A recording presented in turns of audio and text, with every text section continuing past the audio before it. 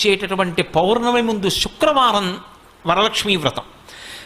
ఆ రోజు తిథితో సంబంధం లేదు, వారంతో సంబంధం. ఏ తిథి ఉంది, ద్వాదశి ఉందా, త్రయోదశి ఉందా, చతుర్దశి ఉందా, లేకపోతే ఏకాదశి ఉందా, పంచముందా, సప్తముందాతో సంబంధం లేదు.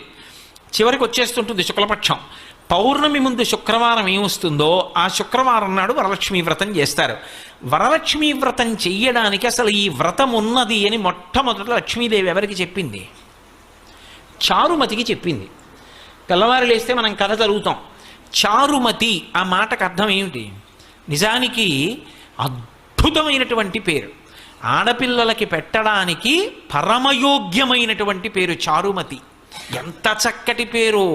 చారు అంటే సత్, మంచి అని, చాలా చక్కటి ఆలోచన కలిగినది, విశాల బుద్ధి కలిగినది. మతి బుద్ధి, మంచి బుద్ధి కలిగిన పిల్ల, దానికి అర్థం చారుమతి.